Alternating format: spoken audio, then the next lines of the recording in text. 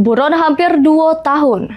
Pelaku curas di Oku Tibur diciduk tanpa perlawanan di tempatnya besigit di rumah ayunya.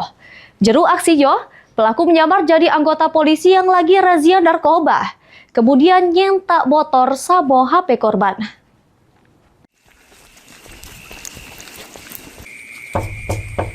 Assalamualaikum. Bu. Bu. Ya.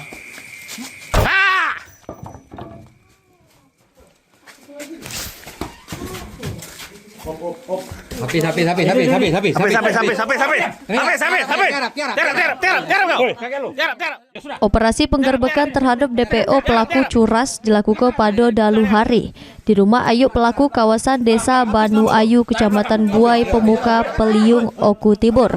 Pas pelaku mendobrak rumah tersebut, pelaku Hafiz Saputra merengek pada kepolisian.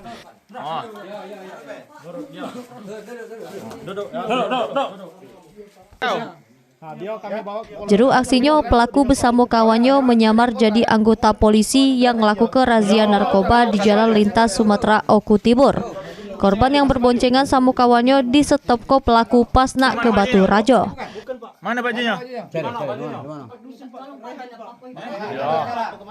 Korban yang percaya amun pelaku polisi cuman pasrah pas digeledah pelaku. Pelaku kemudian ecak-ecak nyita HP sama motor korban, namun itu akal bulus pelaku untuk nyentak barang berego punya korban. Sudah aman ya? Aman ya? Ya sudah ya? Woi, enggak ada. Woi.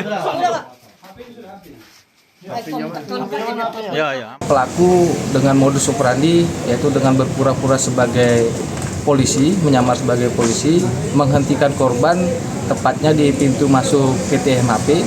Korban kemudian digiring dan dibawa di depan SMK IAIS Martapura, dan disitulah korban dilakukan penggeledahan pemeriksaan seolah-olah tersangkanya adalah seorang polisi yang sedang mencari pelaku narkoba. Dan seketika itu kendaraan dari korban, yaitu kendaraan 1 unit sepeda motor jenis Honda Beat, 2 unit HP dan barang-barang korban berhasil dibawa. Mak ini polisi masih melakukan pengembangan untuk bebesi kok pelaku lainnya. Sementara tersangka Hafiz Saputra dijeblos ke sel tahanan Polres Oku Tibur. Mulyadi, PAL TV.